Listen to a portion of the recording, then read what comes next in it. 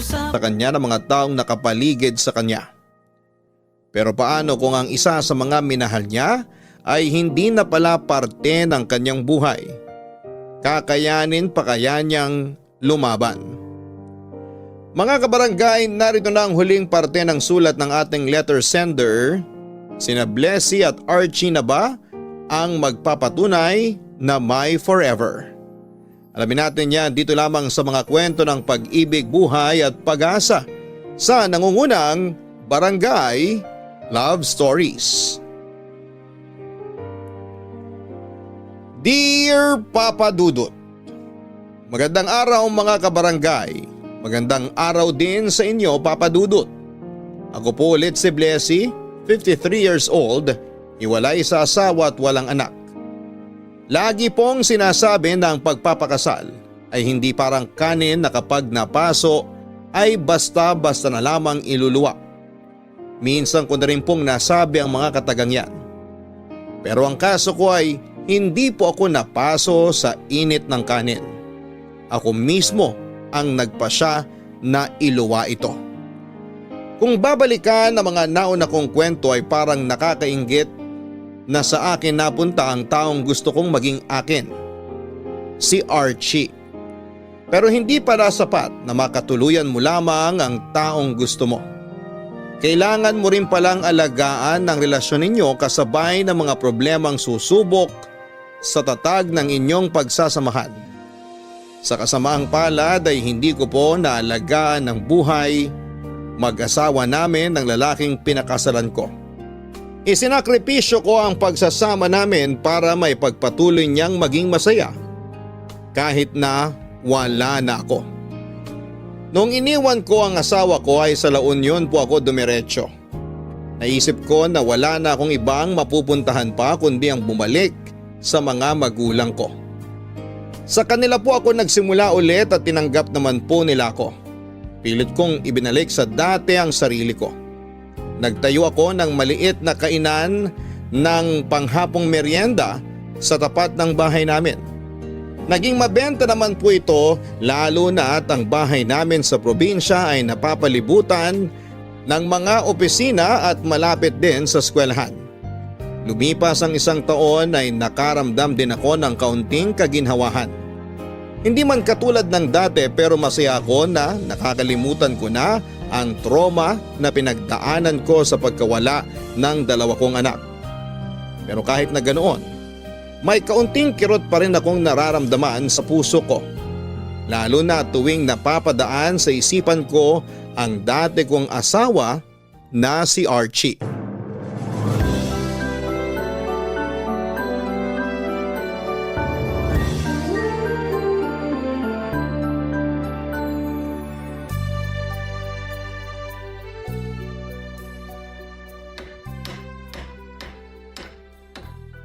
Ayan, tapos na. Kakasya na ba rito yung mga paninda mo? Opo, kasya na dyan lahat. Salamat, Tay. At may bago na akong lamesa na gagamitin sa negosyo ko. Walang anuman. Hindi ko alam na magaling din pala kayong gumawa ng mga ganito. Oo naman. Nagkarpintero ako nung bata-bata pa ako. Talaga ba? Ba't ngayon ko lang yan nalaman? Gusto ko talagang maging engineer noon. Kaso hindi natuloy. Bakit naman po? Mahal eh. Tsaka hindi rin naman ako nakatapos. Mas pinili ko kasi magtrabaho na lang kaysa mag-aral para mabawasan yung mga pasa ng magulang ko noon. Ganun po ba? Sayang naman. Oo, kaya nga hanggang ngayon, isa yan sa mga pinagsisisihan ko kahit na matanda na ako. Na hindi kayo nakapagtapos? Oo, yan ang paulit-ulit na napapanaginipan ko. Kapag malalim na ang tulog ko, lagi kong napapanaginipan na estudyante ulit ako, na nakasuot ako ng toga, may hawak na diploma. Kasi yan yung bagay na hindi ko nakamit na hanggang ngayon, gusto ko pa ring maranasan. Kaya pala kahit hirap na kayo noon, pinilit nyo pa rin na makapagtapos kami magkakapatid. Oo naman. Masaya na ako na kayo ang nakatupad sa pag-aaral na hindi ko nagawa. Thank you, Tay. Salamat sa lahat ng sakripisyo niyo sa amin ni Nanay. Walang anuman. Trabaho namin yun bilang magulang. Ikaw ba? May mga bagay ka bang pinagsisisihan? Ako po? Wala naman po kasi naibigay niyo naman lahat sa amin eh. Wala ba talaga? Bakit po? Meron po ba dapat? Naisip ko lang kung ni minsan ba pinagsisihan mo yung naging desisyon mo na iwan si Archie. Para naman po sa kanya yung ginawa ko eh. Pero para sa'yo, anong nararamdaman mo sa naging desisyon mo na yon? Siyempre, mabigat sa loob. Pero okay na rin yun kasi hindi ko na kailangang isipin pa kung masasaktan ko siya o hindi. Kung masaya pa ba siya o hindi na. Ngayong magkahiwalay na kami, nawala na yung konsensya na nararamdaman ko dahil hindi ko naibigay sa kanya yung mga pinangako ko noon. Hindi na siya damay sa mga pasakit na bitbit ko ngayon. Pero hindi ba nangako ka rin na hindi mo siya iiwan sa hirap at ginawa? Paano yun? Iniwan ko po siya para guminhawang buhay niya. Sa tingin mo, guminhawa ba ang buhay niya nung nawala ka? Hindi ko po alam. Wala na akong balita sa kanya eh. Pero sana maayos na ang kalagayan niya ngayon. Sana masaya na siya. Hindi mo ba siya namimiss? Minsan, naiisip ko siya. Pero wala eh. Kailangan kong panindigan yung ginawa ko. Kahit gusto ko siyang makita ulit, kahit gusto ko siyang kumustahin, kailangan ko magpigil. Hindi mo ba naisip na dahil sa ginagawa mo, hindi lang sarili mo ang sinasaktan mo, kundi maging siya? Ayokong isipin na ganun nga yung nangyari. Basta ang alam ko lang, pareho na kaming hindi masaya nung nagsasama pa lang kami. Kaya nagbaka sakali ako na kapag magkahiwalay na kami, maranasan ulit namin maging masaya. Ayaw kong manghimasok sa problema niyong mag-asawa. Pero ipinapanalangin ko talaga na sana maayos niyo pa to. Mabait na tao si Archie at alam kong mahal ka niya. Sana hindi masayang yung pinagsamahan niyo. Bahala na po kung anong mangyari sa aming dalawa. Ang gusto ko na lang muna ngayon makarecover sa mga masasamang pangyayari sa buhay ko. Hayaan mo, maghihilom din yang sugat sa puso mo balang araw. Sana nga po. May mga pagkakataon, Papa Dudut, na napapaisip ako kung papaano kaya ang naging takbo ng buhay ko kung nagkatotoo ang mga plano namin ni Archie. Siguro ay may 2 anak na ako ngayon at merong masaya at tahimik na pamilya. Yung karaniwan ang tumatakbo sa isipan ko tuwing nag-iisa ako. Marami po akong regrets, Papa Dudut, pero kahit naman anong gawin ko, kung kapalaran ko na talaga ang maging mag-isa ay wala akong magagawa.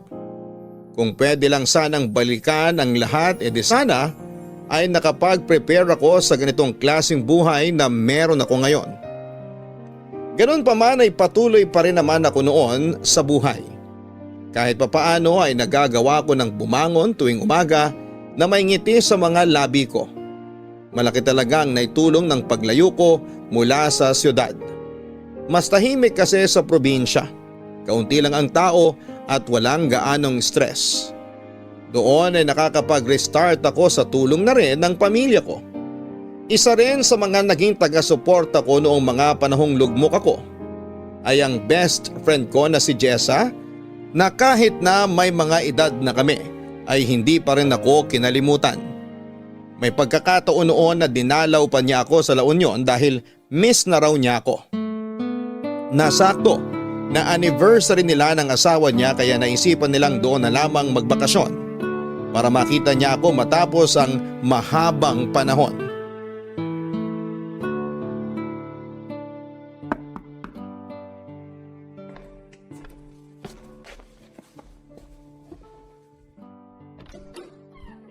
Jessie! Jessa! Pasensya na. Hindi ko na kayo nasundo sa terminal. Okay lang. Nag-tricycle na lang kami papunta sa hotel. Malapit lang naman pala. Pero itong bahay nyo, dito ako nahirapang maghanap. Yung tricycle na sinakyan ko parang hindi taga rito. Inikot-ikot ba naman ako? Ang mahal tuloy ng arkila. Papasok kasi tong sa amin. Sabi ko naman sa'yo, pangalan ni tatay ang pagtanong mo. Hindi ako sikat dito sa amin. Hayaan mo na, ang mahalaga nandito na ako. Nasaan pala mag-ama mo? Nagpaiwan sila sa hotel, pagod sa biyahe. Ay, ganun ba? Sayang naman. May binili pa naman akong pagkain para sa inaanak ko. Ibigay mo na lang bukas. Dadaling ko sila dito. Sige. So, ano na? Kumusta ka na? Heto, maganda pa rin naman. Oo, blooming ka nga ngayon. Siyempre, palaging may dilig. Masipag na pangasawa ko eh. Di ikaw nang may masipag na asawa. Para mo namang sinabi na tuyot na ako kasi wala na akong asawa ngayon.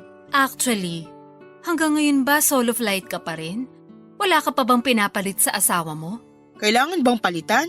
Aba, kung gusto mong manatiling tuyot, edi wag mo nang palitan. Pero seryoso nga, wala kang jowa ngayon? Wala, matanda na ako para dyan. Ano ka ba? Walang pinipiling edad ang pag-ibig. Pwede kang lumandi kahit marami ka ng wrinkles. Okay na ako sa huli. Hindi ko na kailangan ng bagong pag-ibig. Alam ko kung bakit. Bakit? Kasi mahal mo pa rin sa Archie, no? Jessa naman, naka-move on na ako dyan. Dumayo ka ba talaga rito para ibalik ang nakaraan? Hindi naman. Baka lang kasi gusto mong makibalita kay Archie. Nagkausap kami last month. Talaga? Anong sabi niya? Uy, interesado siya. Sira.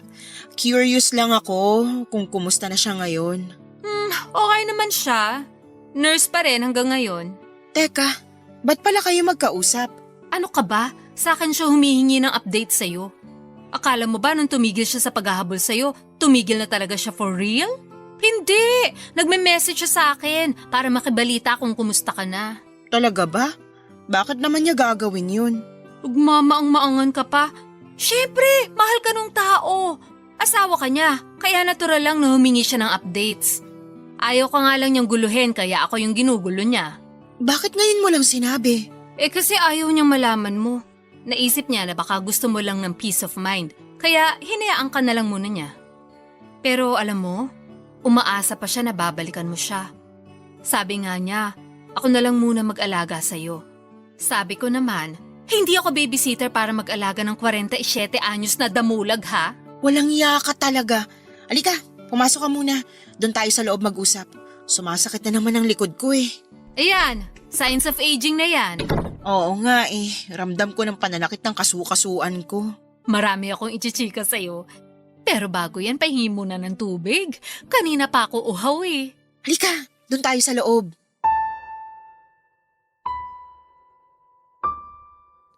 Dalawang taon na noon simula nang nakipaghiwalay ako kay Archie Papadudut. Sa panahong yon ay aaminin kong nakaramdam ako ng pagsisisi sa ginawa ko. Tama nga ang sinabi sa akin noon ni tatay na baka pagsisihan ko ang gagawin kong pakikipaghiwalay sa kanya. May mga moments kasi noon na bigla-bigla ko na lamang naaalala ang dati kong asawa. Lalo na tuwing ginagawa ko ang mga bagay na dati niyang ginagawa para sa akin. Tulad na lang tuwing sumasakit ang puson ko. Palagi niya akong minamasahe para mabawasan ang sakit na nararamdaman ko. Namiss ko rin ang mga pasalubong niyang midnight snack tuwing natatapos ang shift niya sa ospital. Pati na rin ang mga pang-iinis niya sa akin kapag napapansin niyang masama ang timpla ko. Lahat ng iyon, Papadudot, ay itinapon ko dahil lang sa kagustuhan kong malayo siya mula sa buhay kong wala ng ibang natanggap kundi puro pasakit. Napapatanong tuloy ako kung tama ba ang ginawa ko. Kung masaya na ba siya ngayon? Kung may bago na ba siyang kinakasama? Kung minsan ay pumapasok din ba ako sa isipan niya? Natatakot naman ako noong mangumusta sa kanya dahil alam kong napakalaki ng kasalanang nagawa ko sa kanya. Takot din akong malaman na baka may iba na siyang mahal, Papadudot. Pero dumating po ang araw kung kailan ay nakabuo ako ng kumpiyansa at tapang. Noong nabigyan ako ng pagkakataong bumalik sa Maynila, ay naisipan kong kitain si Archie, Papadudot. Papadudot, saktong birthday noon ni Jessa kaya may dahilan ako para lumuwas sa Maynila. Nagpaalam ako sa mga magulang ko na dadalo ako sa birthday party ni Jessa kahit na ang totoong pakay ko naman. Nang time na yon ay ang makita si Archie. Habang nasa biyahe ay hindi ko maiwasang magbalik tanaw sa nakaraan. Kung papaano ko nakilala si Archie sa bus terminal. 25 years old lamang ako noon. Nakakatuwang isipin na ang pagkikita namin yon ay nauwi sa ganitong sitwasyon. Totoo nga na napaka-unpredictable ng mga pangyayari sa buhay natin. Habang papalapit na ako sa lugar, na minsan ko nang tinakasan ay sobrang lakas ng kaba ng dibdib ko. Magkahalong takot at excitement ang nararamdaman ko.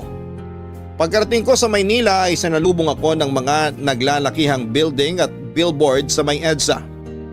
Nakakapanibago dahil ngayon lamang ulit ako nakapunta doon matapos ang mahabang panahong pagtira ko sa probinsya. Dumiretso ako sa bahay nila Jessa dahil nag-offer siya na doon muna ako magstay habang nasa Maynila ako. Mas makakatipid daw ako kesa mag-check-in pa sa hotel kaya pumayag na rin ako. Tinulungan ko siya sa paghahanda para sa party niya kinabukasan.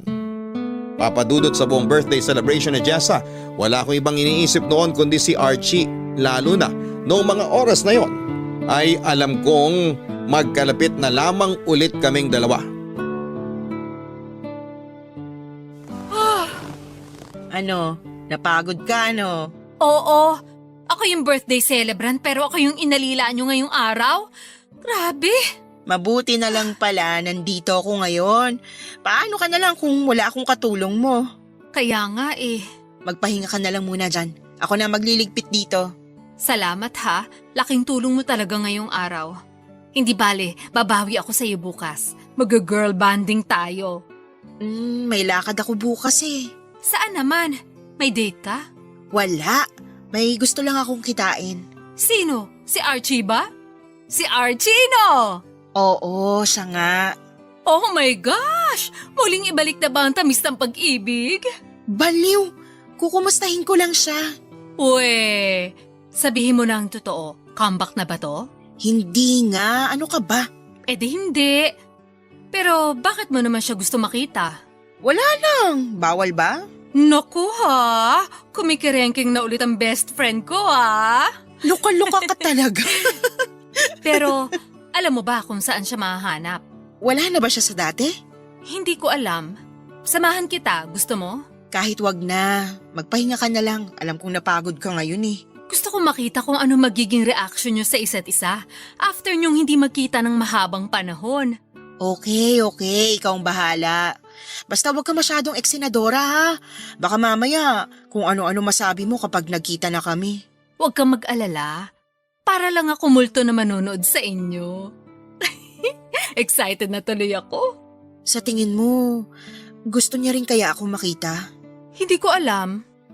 Siguro naman matutuwa yan kapag nakita ka niya na ulit. Wala ka na bang balita sa kanya?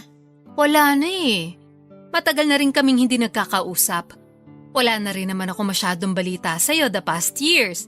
Kaya wala na akong nia-update sa kanya. Kinakabahan tuloy ako. Paano kung may kinakasama na pala siya? Eh di sabihin mo, tabe, nandito na ang original. Sira ulo ka talaga. Pero seryoso, happy ako na nagkaroon ka ulit ng interes na makita si Archie. Naaawa na rin ako sa kanya noon eh. Pero advice ko lang ha, bago ka makipagkita sa kanya, dapat alam mo kung ano yung rason kung bakit hindi ka nakipagkita ulit. Hindi yung bigla ka nalang susulpot na parang kabute, tapos mawawala din pala na parang bula. Hindi ko alam kung anong dahilan kung bakit ko siya gustong makita eh. Basta, gusto ko lang. Lakas ng trip mo. So, anong gagawin mo after nyo magkita? Ewan ko. Bahala na kung anong mangyari. Ang galing! Manggugulo lang ang peg. Sa tingin mo, kapag ba nagpakita ulit ako, magugulo ko ba yung buhay niya? Wag na lang kaya ako tumuloy. Ay hindi, wala nang bawian. Magpapakita ka sa kanya bukas. Hahanapin natin siya. Matapos ang birthday party ay ako naman ang sinamahan ni Jessa. Tinulungan niya ako para makapaghanda sa muling pagkikita namin ng dati kong asawa. Una naming pinuntahan ang dating bahay na tinitirhan namin ni Archie. Kaso'y napag-alaman naming matagal na pala siyang lumipat ng tirahan. Sa pamamagitan ng Facebook ay sinubukang hanapin ni Jessa kung saan maaaring nakatira si Archie. Sa aming dalawa ay mas teki kasi ang kaibigan kong yon, Papa Dudut. Napag-alaman namin na sa Sampaloc na pala nakatira si Archie. Doon ay nagtanong-tanong kami kung may nakakakilala ba sa kanya. Matapos nga ang ilang oras na paghahanap ay isang lalaki ang nakausap namin, Papa Dudut. Caretaker siya sa isang apartment kung saan ay kasalukuyang nanunuluyan noon si Archie. Itinuro niya kung saan ang lugar na hinahanap namin at sobrang lakas ng kaba sa dibdib ko ng mga oras na yon, Papa Dudut. Hindi ko kasi alam kung papaano ko haharapin si Archie.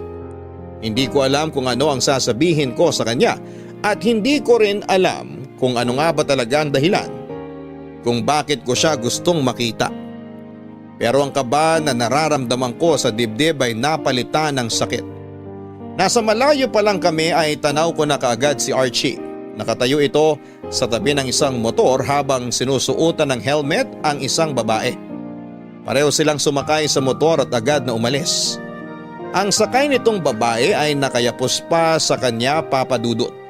Pagdaan nila sa amin ay agad akong tumalikod para hindi niya ako makita at para na rin maitago ang nararamdaman kong bigat sa dibdib.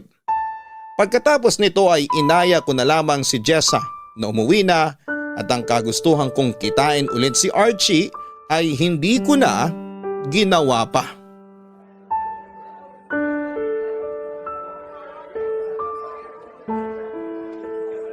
Tulala ka na naman dyan. Iniisip mo ba yung nakita mo? Sa tingin mo, kinakasama niya kaya yung babaeng angkas niya kanina? Hindi ko alam. First time ko ring makita yun eh. Baka nga sila na. Ang sweet nila eh. Sinusuotan pa niya ng helmet yung babae. Baka naman kaibigan lang niya yun. Nakayakap? Eh bakit? Nagyayakapan din naman tayo ah. Iba yun kasi pareho tayong babae. Ibang usapan na kapag lalaki at babae nang nagyayakapan. Tingin mo magkaibigan lang yun? Bakit naman hindi? Sa panahon natin ngayon, sobrang open na ang mga magkakaibigan. Wala nang mali siya kahit magyakapan. Malakas talagang hinala ko na kinakasama niya na nga yun. Selos ka? Hindi. Masaya ako na nakahanap na siya ng bagong pag-ibig. Iba yung sinasabi mo sa itsura mo ngayon eh. Masaya daw pero parang namatayan naman niya mukha mo. Siyempre, may konting kirot din naman akong nararamdaman. Oo naman. Natural lang yung nararamdaman mo kasi mahal mo yung tao. Pero wala na akong karapatang magselos kasi wala na kami ni Archie. Asawa ka pa rin niya. Asawa mo pa rin siya. May karapatan ka pa rin magselos. Ako mismo nagsabi sa kanya na maghanap siya ng iba. Sinabihan ko siya nung naghiwalay kami na maghanap ng babaeng magpapasaya sa kanya. Kasalanan mo naman pala eh. Alam ko. So, ano nang gagawin mo niyan? Uuwi na lang ako sa La Union. Hindi ka na makikipagkita kay Archie? Hindi na. Mukhang tahimik naman na ang buhay niya eh. Masaya na ako na makitang nasa maayos na siyang kalagayan. Alam mo, kanina mo pa pinipilit yung salitang masaya eh. Hindi ka masaya. Nakikita ko at nararamdaman ko na hindi ka masaya. Okay lang maging malungkot. Huwag mo nang i-deny yun. Oo, malungkot ako sa nalaman ko kasi may parte ng puso kong umaasa pa pero totoo nga na masaya ako para kay Archie. Hindi masaya yung tamang term. Ano? Nakahinga.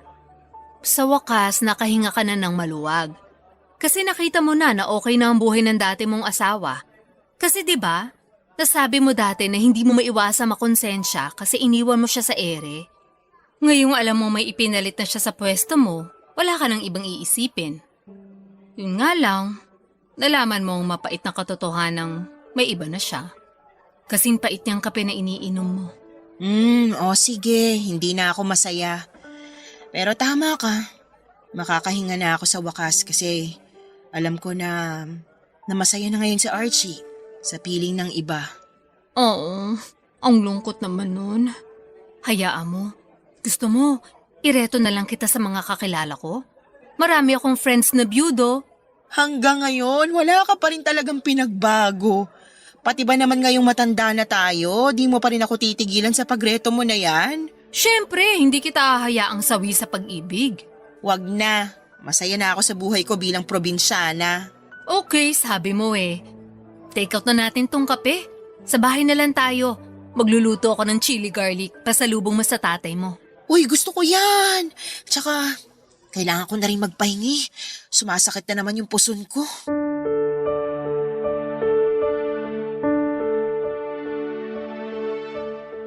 Wala naman akong karapatang magreklamo, Papa Dudut.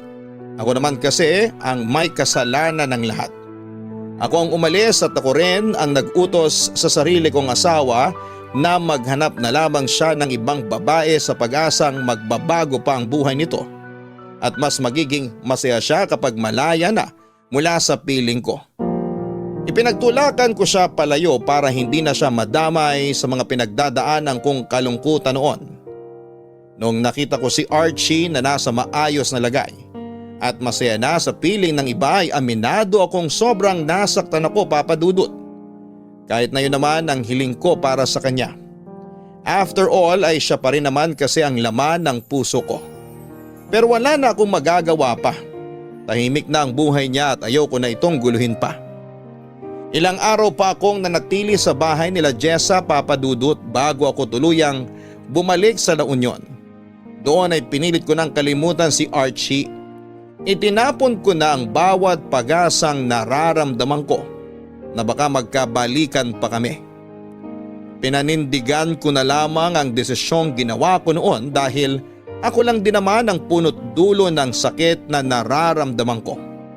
Ako ang may gawa nito kaya ako mismo ang haharap sa mga naging bunga ng maling pasya ko sa nakaraan ko. Pagbalik ko sa La Union ay pinagpatuloy ko ang simpleng pamumuhay ko doon, Papa Dudut. Mabigat sa dibdib ang mga nakita ko sa Maynila pero pilit ko na lamang tinanggap ang naging kapalaran naming dalawa ni Archie. At least, masaya na ang dati kong asawa. Yun naman po ang habol ko kaya ako nakipaghiwalay sa kanya. Papa Dudut, kung masasabi ng iba na malas ang naging takbo ng buhay ko ay hindi pa po natatapos ang kamalasang ito. Namatayan ako ng 2 anak, iniwan ko ang asawa ko dahil dito. Ang buhay na binuo ko sa Maynila ay tinalikuran ko para magtago sa La Union. Akala ko yun na ang rurok ng lahat pero mas may malala pa pala. Ilang buwan matapos akong bumisita sa Maynila ay isang masamang balita ang dumating sa buhay ko. Matagal ko nang nararamdaman ang kakaiba sa katawan ko. Akala ko ay dahil tumatanda na ako kaya normal lang ang pagsakit ng likod ko. Nagkakaroon din ako ng heavy periods na naisip ko ay okay lang dahil nasa menopausal stage na ako. Pero sa pagtagal ng panahon, unti-unting nagiging bloated ang katawan ko. Dumating nga sa puntong hindi na kasya sa akin ang mga pantalon at shorts ko. Inakala ng lahat ay buntis ako pero imposibleng mangyari yon dahil never na akong nanlalaki simula nung maghiwalay kami ni Archie. Para malaman ang rason ng nangyayari sa akin ay nagpunta ako sa doktor at doon ay napag-alaman kong may malubha na pala akong karamdaman, Papa Dudut. Tay, may sasabihin po ako sa inyo. Ano yon, anak? May nalaman po akong masamang balita ngayon. Ano yon? Tungkol saan? Naalala niyo pa ba nung time na hindi ako makabangon sa kama kasi sobrang sakit ng likod ko? Oo, muntik ka na nga naming itakbo sa ospital kaso sabi mo wag na lang. Yun nga po, nawala na lang yung sakit nung uminom ako ng maraming pain reliever. May kinalaman ba yun sa balitang nalaman mo? May sakit ka ba? Nung time na yon, nagtaka na ako kung may problema ba sa akin. Hindi lang kasi yun yung nararamdaman ko eh. Minsan, lagi ding masakit ang ulo ko, tsaka madali na lang ako mapagod.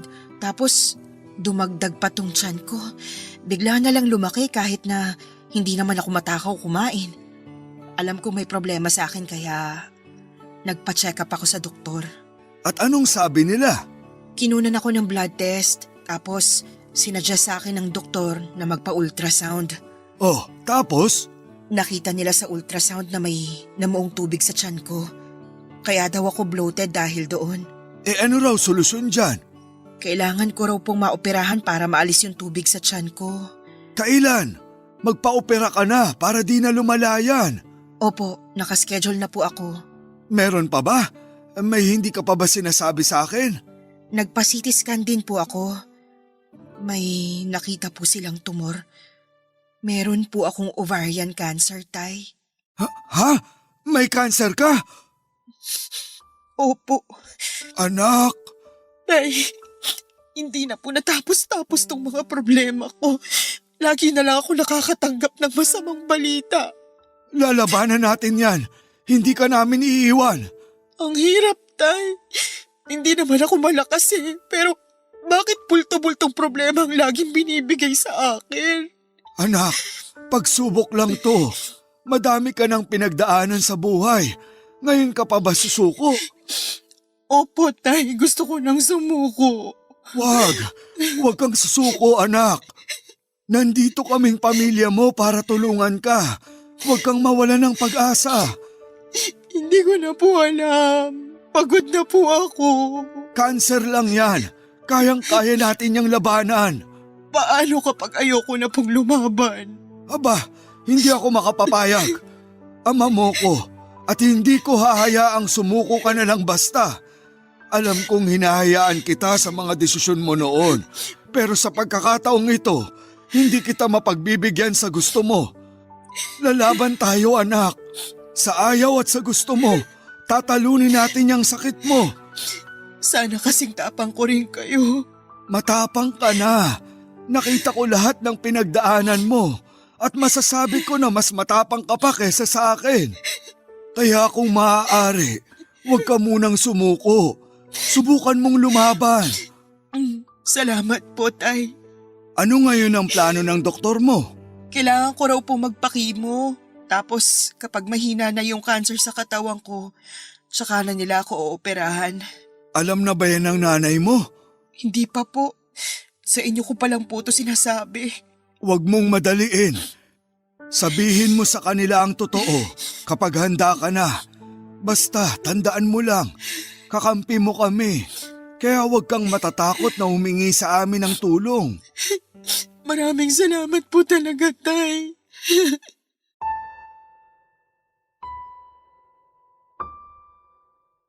Papadudot ilang beses ko na pong narinig mula sa iba't ibang tao ang katagang pagsubok lang ang lahat. Iniirapan ko na lamang ito dahil sa mahabang panahon ay wala nang ibang dumating sa buhay ko para manggulo kundi puro pagsubok lang. Para ngang hindi na pagsubok ang mga nararanasan ko kundi parusa na dahil hindi na ito matapos-tapos. Mabait naman ako sa pagkakaalam ko, wala akong tinatapakang tao. Kailanman ay hindi ako gumawa ng masamang bagay. Sumusunod ako sa mga batas ng tao pati na rin sa batas ng Diyos. Sa abot ng aking makakaya ay umiiwas akong makasakit ng tao.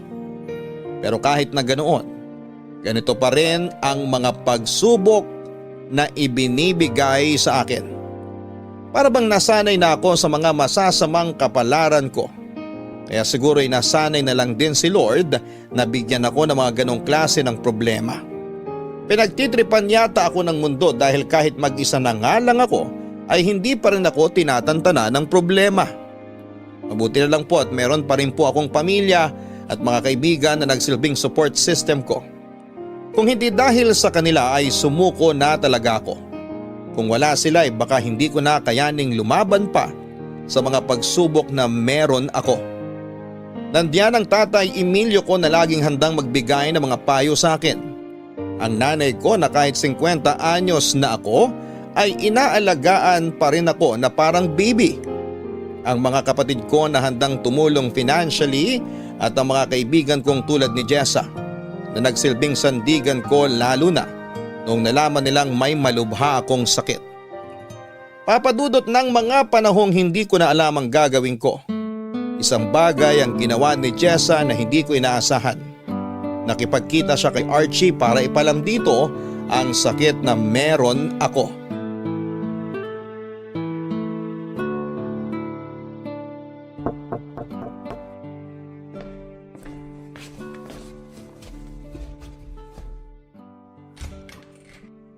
Archie! Jessa? Uy, ikaw nga. Mini-message kita sa Facebook mo. Hindi ka nagre-reply kaya pinuntahan na lang kita rito. Nag-message ka? Wala naman akong natanggap na message mo. Baka nasa message request ko kaya hindi ko nakita. Ano meron? Long time no see ah. May ibabalita sana ako sa'yo. Ano yung ibabalita mo? Ay, teka, paano mo nga pala nalaman tong address ko? Parang wala naman ako nabanggit sa'yo na lumipat ako ah. Hinanap ka namin ni Blessy noon. Ni Blessy? Magkasama kayo? Oo, nung birthday ko. Gusto ka sana niya makita. Pero bakit hindi natuloy? Nakita naming may kasama kang babae. Ayaw niya makagulo kaya bumalik na lang siya sa La Union. Sinong babae? Baka si… Pero hindi na importante yon. Marami pang mas mahalagang bagay na kailangan nating pagtuunan ng pansin ngayon. Anong ibig mo sabihin? Kailangan mong malaman ng lagay ngayon ni Blessy. Bakit? May nangyari ba sa kanya? May sakit siya, Archie. Anong sakit niya? Ovarian cancer. Ha? May cancer siya? Kailan pa? Nalaman lang niya nitong nakaraan. Kumusta na siya? Ano nang lagay niya? Ayun, lumalaban naman. Nagpapakimo siya ngayon. Katatapos lang din niyang maoperahan. Ay, Diyos ko, Blessy. Ano nang nangyari sa'yo? Anong gagawin mo ngayong nalaman mo nang may sakit siya? Sa totoo lang, hindi ko alam. Gusto niya ba ako makita? Hindi siya aware na sinabihan kita tungkol sa sakit niya. Ginagawa ko to kasi gusto kong tulungan yung best friend ko. Nung nawala ka sa buhay niya, never ko na siya nakitang naging masaya. Archie, please. Tigilan niyo na tong tagu-taguan na to. Matatanda na tayo. Huwag niyo namang sayangin yung oras niyo sa ganitong bagay. Hindi naman ako nagsimula nito eh. Pero hinayaan mo. Anong magagawa ko kung ayaw na niya ako makita? May magagawa ka naman kung gusto mo siya makita. Alin ba mas matimbang? Yung kagustuhan niya magkalayo kayo o yung kagustuhan mo makasama siya ulit? Ay… Sorry kung dinamay pa kita sa problema ng best friend ko ha. Ayaw din niyang mangyari to. Ayaw na niyang dagdagan pa yung trauma na dinanas mo. Kaya mas gugustuhin niyang saluhin na lang ang problema niya ngayon. Pero buhay na ang usapan dito kaya… Ayokong mamatay si Blessy na malungkot. Alam kong ikaw na lang ang magpapabalik ng saya sa buhay niya kaya please, ako na yung nakikiusap. I'm sorry, Jessa. Kung ayaw niya akong makita hanggang ngayon, mas makakabuti siguro na irespeto na lang natin yung desisyon niya na yun. Ganun na lang ba yun? Hahayaan mo na lang siya mamatay mag-isa? Hindi siya mamamatay. Palaban si Blessy. Malalampasan niya din to. Nurse ka. Sa ating dalawa, mas ikaw ang nakakaalam kung gaano kalala ang sakit niya ngayon. Hindi kita pinipilit, Archie. Pero binibigyan kita ng choice at sana, piliin mo yung desisyon na magpapasaya hindi lang sa'yo, kundi pati na rin sa babaeng minahal mo.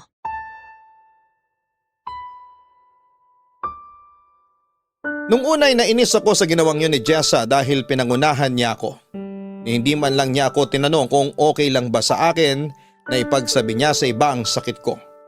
Hanggat maaari ay ayoko na sanang ipaalam kay Archie ang sakit ko, Papa Dudut, dahil madadamay na naman siya sa kamalasan ko. Kung tutuusin wala na dapat kaming koneksyon na dalawa dahil matagal na kaming hiwalay at may kanya-kanya na ring buhay. Ang rason ni Jessa kung bakit niya nagawang sabihin kay Archie ang karamdaman ko ay dahil alam daw niya ang kahit iniwan ko siya ay si Archie pa rin ang nilalaman ng puso ko. May karapatan din daw naman siyang malaman ang totoo dahil kahit hiwalay na kami ay mag-asawa pa rin kami. Isa pa sa lahat ng tao sa paligid ko ay si Archie ang mas nararapat na nasa tabi ko. Humingi na naman po ng dispensa si Jessa sa akin noong nalaman niyang hindi ko nagustuhan ang ginawa niya. Pinatawad ko rin naman siya sa nagawa niya. Walang silbi kahit na magalit ako sa kanya dahil nangyari na ang nangyari at isa pa ay mamamatay na ako. Kaya wala na akong oras para magtanim ng sama ng loob. Yun lang ay ayoko ring makaperwisyo sa mga huling sandali ko sa mundong ito. Kaya ayoko na sanang isama pa si Archie sa problema ko. Kaso nga lang ay huli na ang lahat. Alam na ni Archie ang katotohanan, Papa Dudut.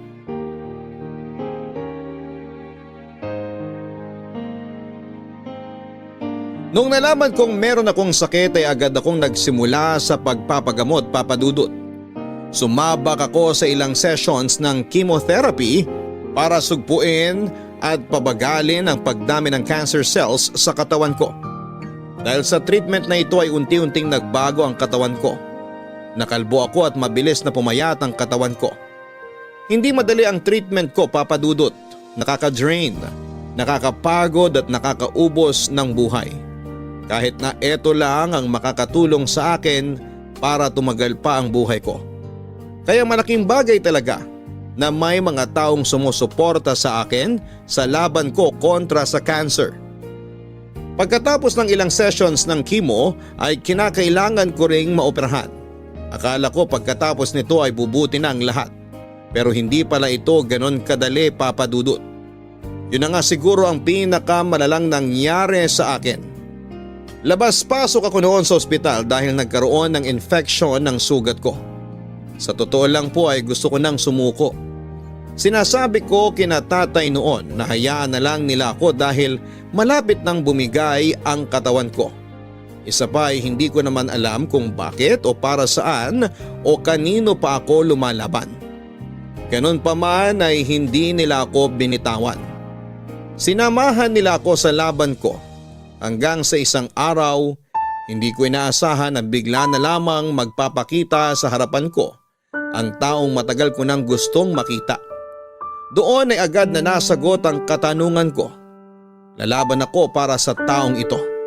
Para sa taong mahal ko, walang iba kundi si Archie, Papa Dudut.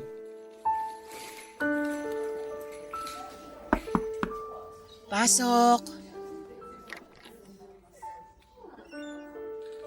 Blessy, Archie, anong ginagawa mo rito? nabalitaan ko kay Jessa yung nangyari sa'yo. Kumusta ka na? Eto, nagpapagaling pa rin ng sugat. Ang payat mo na. Kasalanan ng chemo. Nawala yung appetite ko dahil doon. Pilitin mong kumain. Kailangan mo ng sustansya sa katawan para lumakas ang resistensya mo. Archie, bakit ka nandito? Gusto kitang makita. Tapos, ano nang gagawin mo ngayong nakita mo na ako? Aalagaan kita. Yun yung pangako ko, di ba? Blessy, hayaan mo na akong bumalik sa buhay mo. Pero, paano yung kinakasama mo? Wala akong kinakasama. May nakita kaming babae sa tinitirhan mo noon. Si Lorelai yun, kaibigan ko. Siya yung umalalay sa akin nung nawala ka. Alam mo ba na muntik na akong mabaliw nung iniwan mo ko? Siya nag-alaga sa akin. Siya yung sumama sa akin nung sobrang dilim ng mundo ko. Hindi mo siya… Hindi. Walang namagitan sa amin kasi alam niya kung nasaan ang lugar niya. Tsaka nilinaw ko naman sa kanya ang lahat eh. Kaya kung ano man yung iniisip mo, mali yun. Hindi kita ipinagpalit. Wala nang makakapalit pa sa lugar mo dito sa puso ko. Nangako ko sa tatay mo. Nangako ko sa'yo. Nangako ko sa harapan ng Diyos. Hanggang sa mamatay ako, tutuparin ko yung pangako kong yun, Blessy.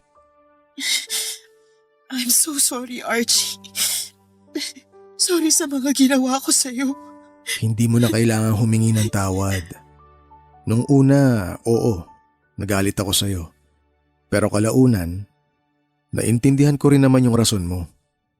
Kaya nga dumistansya na rin ako kasi gusto ko na rin makuha mo yung bagay na hinahanap mo.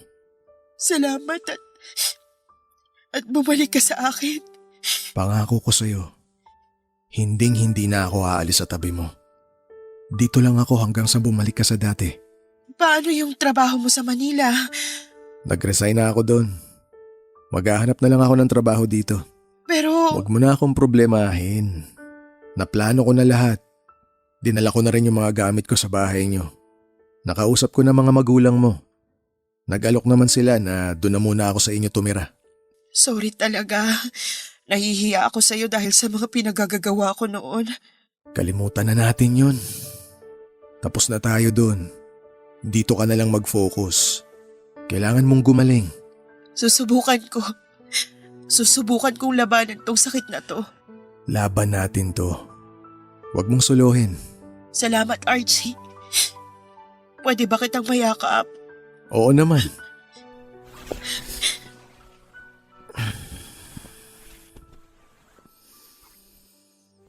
I missed you, Blessy. I missed you too. Wala nang hiwalayan ha. Okay? Oo, wala na. Ipangako mo na anuman ang mangyari, sabay nating haharapin ang mga problema natin bilang mag-asawa. Oo, pangako. Simula ngayon, ako na magiging personal nurse mo. Bawal humindi sa akin. Stricto akong nurse.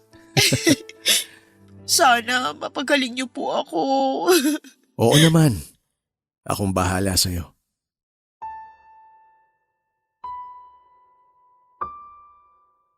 Kahit papaano ay nadagdagan ng lakas ko noong muli kong nakita si Archie.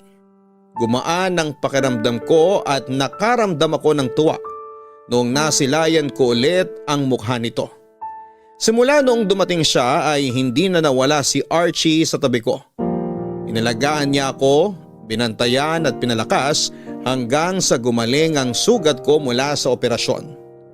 Noong naghilom ang sugat ko ay bumalik ang dating lakas ko. Ay sumailalim ulit ako sa chemotherapy para masiguradong wala ng cancer sa katawan ko.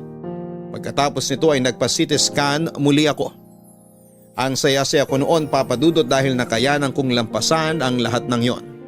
Masaya din ako na kahit nasa bingit na ako ng kamatayan ay hindi ako pinabayaan ng asawa ko. Pero kung akala ninyo ay tapos na po ang lahat ay hindi pa.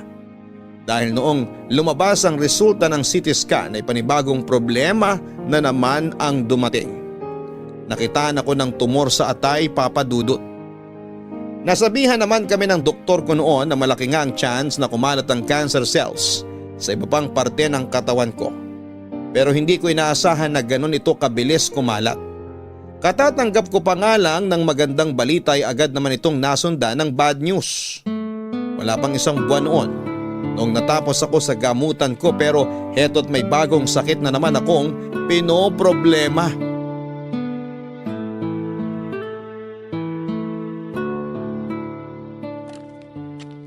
Blessy, halika na. Kumain na tayo.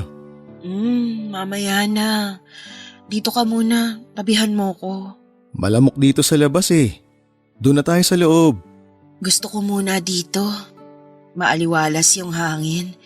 Tingnan mo, maliwanag ang kalangitan ngayon. Kitang-kita yung ganda ng mga bituin.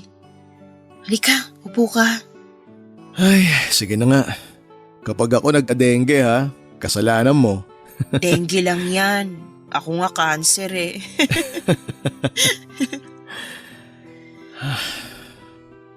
Treatable pero incurable.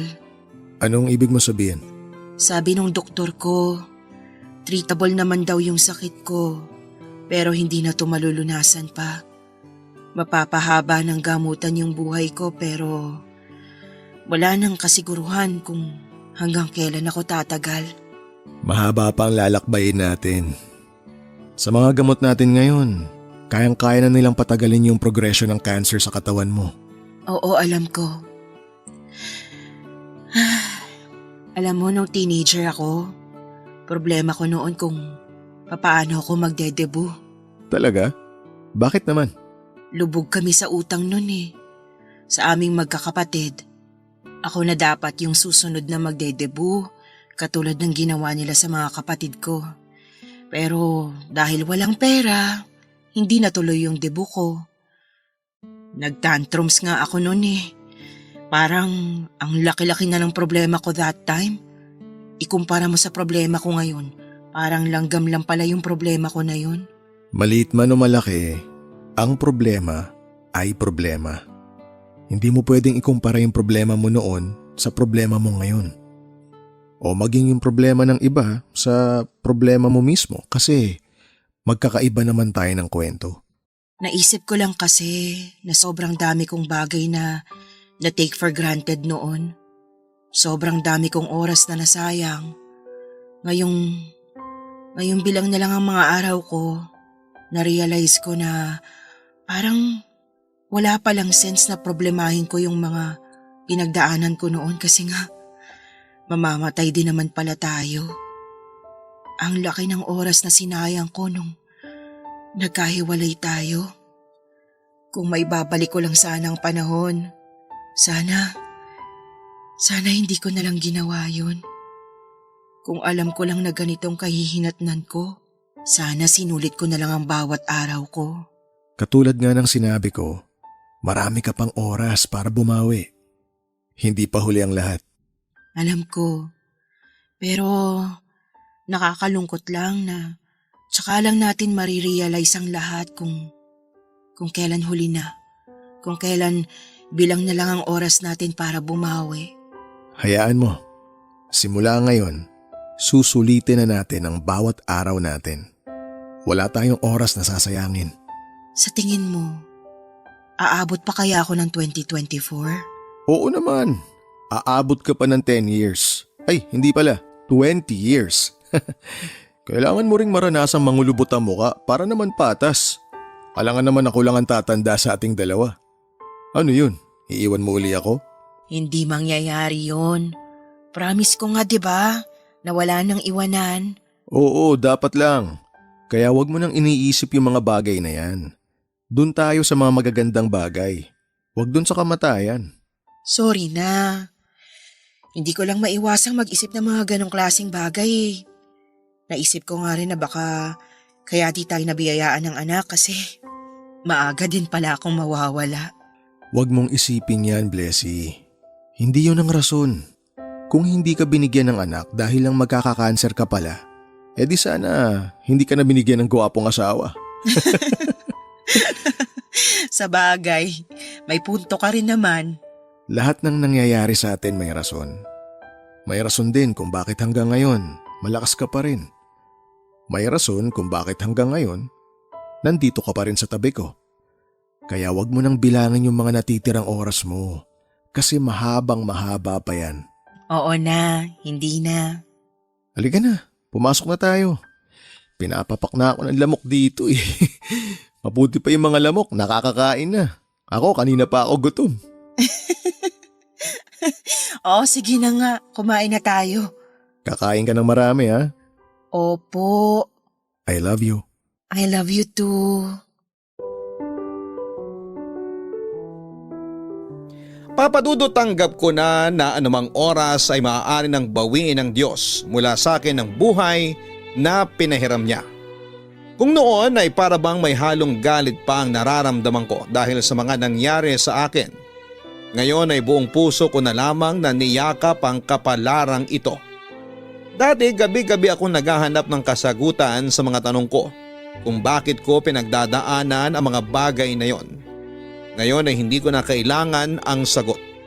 Sa halip ay ibinigay ko na lamang ang buong tiwala ko sa Diyos, pati na rin ang buhay ko na siya na rin naman ang nagbigay. Kontento na ako, Papa Dudut, masaya na ako. Masaya na ako na nabigyan ako ng mapagmahal na pamilya, ng maaasahang kaibigan at ng lalaking hindi ako iniwan at pinabayaan. Malaki ang pasasalamat ko kay Archie dahil nakilala ko siya. Nagpapasalamat din ako dahil sa kabila ng mga ginawa ko sa kanya, ay mas pinili pa rin niyang bumalik sa buhay ko. Papa Dudut, ilang beses kaming nagkahiwalay ni Archie. Ilang beses kaming sinubok ng sari-saring problema. Pero kahit na maraming beses kaming nagkahiwalay, ng landas ay sa isang lugar din pala kami mauuwi. Walang iba kundi sa buhay naming isa't isa. Kung ako po ang tatanungin ninyo ay naniniwala pa rin ako sa invisible string. Naniniwala pa rin ako na kami talaga ang tinadhanang magkatuluyan. Sakto nga na nurse ang napangasawa ko dahil hindi ko alam na magiging pasyente pala ako. Ngayon ay patuloy pa rin po ako sa pagpapagamot. 53 years old na ako at ilang taong ko nang nilalabanan ang sakit ko. Hindi ko man hawak ang kinabukasan. Hawak ko naman ang buhay na meron ako sa ngayon. Kaya hanggat ako'y humihinga, patuloy kong pahalagahan ang bawat oras na ibinibigay sa akin hanggang sa maubos ito. Ito na po ang wagas ng aking kwento, Papa Dudut. Maraming salamat po sa pag-aalay ninyo ng oras sa napakahaba kong sulat sa inyo. Maraming salamat din po sa lahat ng nakinig at sumusubaybay sa kwento naming dalawa ni Archie. Mabuhay po kayong lahat. Ang inyong forever kapuso at kabarangay, Blessy. Pag-ibig ang sagot sa lahat. Pag-ibig ang solusyon sa takot, sa pangamba, sa pag-aalinlangan, sa mga problema. Ito ang pinatunayan ni Blessy at ng kanyang kwento na pinadala sa atin. Kaya naman para sa iyo, Blessy, kami ay nagtitiwalang malalampasan mo rin ito. Kumapit ka lamang sa puong may kapal at tiyak na hindi ka niya pababayaan. Isa kang inspirasyon at gusto naming malaman mo na proud kami sa iyo. Hanggang sa muli, maraming salamat po sa inyong lahat. Ako po ang inyong si Papa Dudut sa mga kwento ng pag-ibig, buhay at pag-asa sa Barangay Love Stories number 1. Ang buhay ay mahiwaga, laging may lungkot at saya. Sa Papa Dudut Stories, laging may karamay ka. Mga problemang kaibigan, dito ay pakikinggan ka. Sa Papa Dudut Stories, kami ay iyong kasama. Dito sa Papa Dudut Stories, ikaw ay hindi nag-iisa.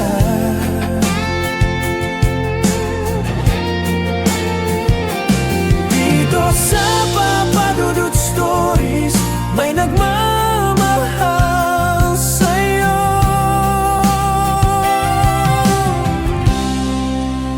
Papa Dudut Stories, Papa Dudut Stories, Papa Dudut Stories.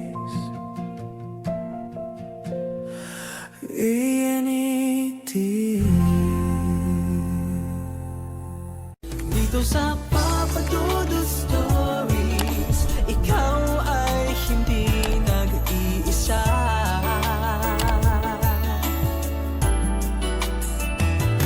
Dito sa Papa Dudut Stories, may nagmamahal sa'yo.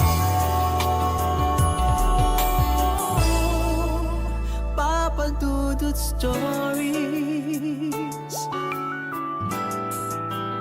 Papa Dudut Papa Dudut. Sa lahat po ng mga nakatuto ngayon, huwag pong kalimutan mag-like, mag-share at mag-subscribe. Maraming salamat po sa inyong lahat.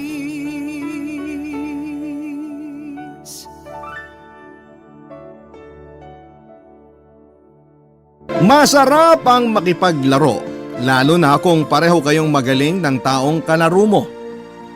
Pero kapag puso na ang pinag-uusapan ay mahirap itong paglaruan dahil tiyak na iiyak ang taong talo sa dulo.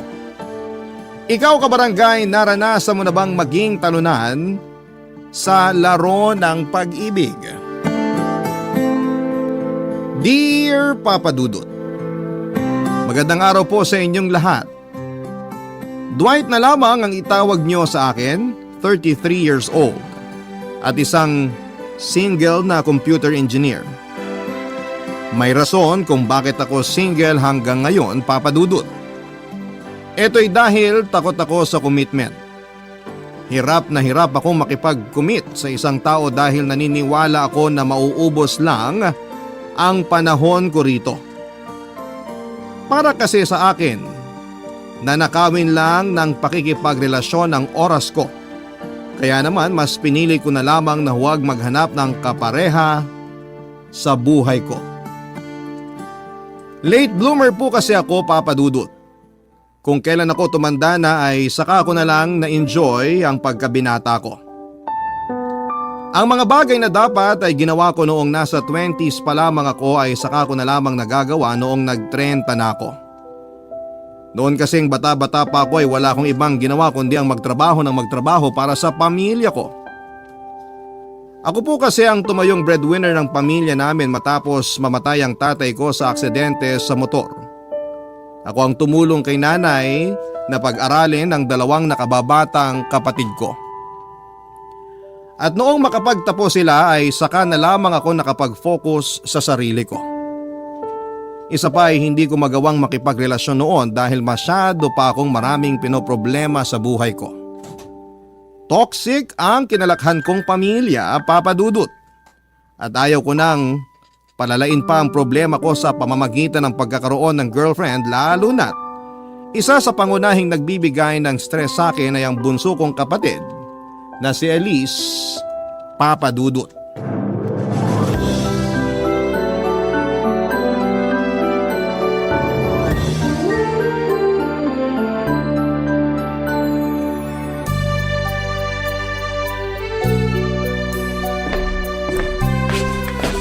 O Elise, anong ginagawa mo dyan? Bakit hindi ka pa nakabihis? Wala ka bang trabaho ngayon? Wala, nag-resign na ako. Ano? Wala ka pang 1 buwan doon sa pinapasukan mo ah. Ayoko na dun. Ang swapang ng boss ko. Lagi akong pinipilit mag-overtime, hindi naman dinadagdagan ng sweldo ko. Elise naman, ang daming tao dyan. Hirap na hirap makahanap ng trabaho tapos ikaw, sasayangin mo lang ibinigay sa'yo? Ano magagawa ko kung ayaw ko sa trabahong yun? Ikaw naman nagpumilit sa akin na pumasok doon, di ba? Oo, nakiusap ako sa kaibigan ko na i-recommend ka niya sa pinapasukan niya. Kasi ilang buwan ka nang walang trabaho. Mabuti nga kinuha ka nila tapos sasayangin mo lang? Bawal ba magreklamo? Sa bulok yung sistema nila Porket desperada na ako makahanap ng trabaho, aabusuhin na nila ako. Hindi naman pwede yun. Kesa naman nakatambay ka rito sa bahay. Ano, buhay prinsesa ka na lang. Tagahintay ng grasya. Ang galing mo naman. Maghahanap ako ng sarili kong trabaho. Hindi ko kailangan ng tulong mo. Ha? Kailan pa? Wala ka pa nga napapatunayan Simula pagkabata, sa akin ka na nakaasa. Paano ako maghahanap ng trabaho sa ganyang ugali mo? Bakit? Ginusto ko ba yung tulong mo? Hiningi ko ba yun sa'yo?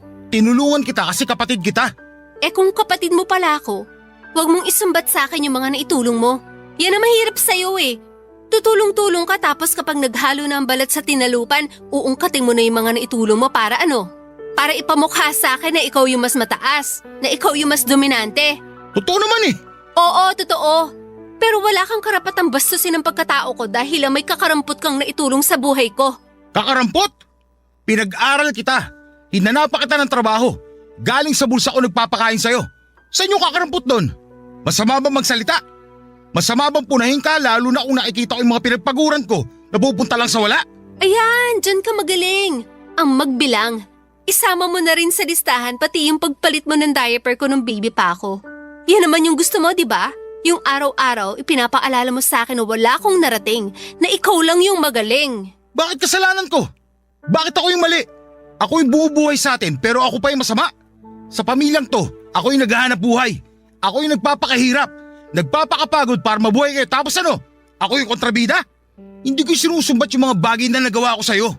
Ang gusto ko lang naman, pahalagahan mo yung mga paghihirap ko. Pinag-aral ko kayong 2 ng ate mo tapos ganito yung sukling makukuha ko. Yung isa buntis tapos ikaw walang trabaho. Magalit na kayo kung magalit pero nagagalit ako sa inyo dahil pagod na ako sa totoo lang. Alam mo kung ano yung nakakalungkot? Ni isa sa inyo, wala man lang nagpapasalamat. Ni isa sa inyo, wala man lang nagpahalaga sa effort ko. Wala Sinanay nyo na kasi yung mga sarili nyo na nandito lang ako, nasasagot sa mga problema nyo. Tapos ka na ba? Gusto mo makarinig ng salamat? Di salamat. Salamat, huwaran kang kapatid. Ikaw na ang pinakamagaling. Ikaw na ang uliran sa lahat. Ikaw na. Pakaalis na nga. Hoy! Napakawala mong kwentang kausap!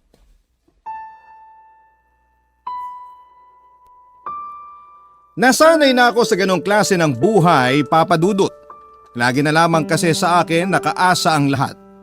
Mula umaga hanggang gabi ako lahat ang humaharap sa mga problema ng pamilya namin. Matanda na ang mga kapatid ko kung tutuusin pero parang wala man lang silang pinagkatandaan. Dahil sa akin pa rin sila umaasa. Kapag naman naglalabas ako ng hinanakit sa kanila ay ako pa rin ang lalabas na masama.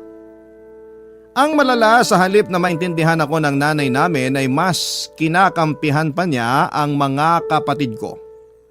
Ako raw ang panganay at kailangan ako ang umintindi sa mga nakababata kong kapatid. Ako na nga yung tumutulong sa kanila pero ako pa yung pinagkakaisahan. Tuwing nasisira ang araw ko dahil sa pamilya ko ay umaalis ako ng bahay. Nagpupunta ako sa mga bar at doon ay naghahanap ng babae. May isa akong lugar na paulit-ulit na pinupuntahan kung saan ako nakakakilala ng mga kababaihang willing makipag one night stand. Pagkatapos ng isang gabing puno ng sayawan at alak ay inaaya ko silang maghotel para doon namin sabay tapusin ang magdamag.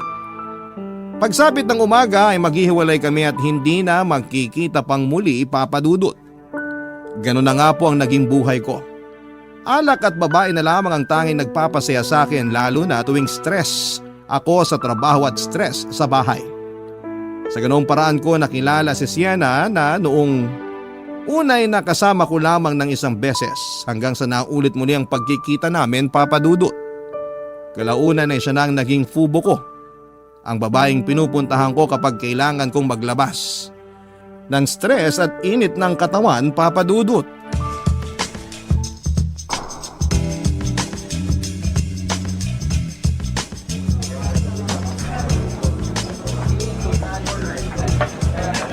Wednesday ngayon ah. Bakit bigla ka nag-aya? Walang pinipiling araw ang pagiging bad mood ko. Bad trip ka na naman? Parang nagiging synonymous na ang pangalan ko sa pagiging bad mood mo ah. Yun naman talagang rason ba tayo nakikita, di ba? Ikaw ang gamot ko tuwing nasisira ang araw ko. Eh di dapat pala may bayad ako. Kailangan pa ba nun? Nagagawa ko naman yung parte ko, di ba? Uwi ka masaya dahil sa akin. Ang taas ang tingin mo sa sarili mo ah. Sigurado ka ba na napapasaya mo ako? Hindi ba? Imposible namang hindi. Ikaw yung pinakamayingay sa ating dalawa. Matakaw ka kasi. Lagi akong gutom eh. Kaya pala sobrang aggressive mo sa kama. Lagi ka palang bad trip. Sa akin mo ba nilalabas galit mo sa mundo? Hindi lang galit nilalabas ko, pati init at sarap ng katawan. Oh, ako pala yung punching bag mo ha. Binubugbog mo ko sa ibang paraan.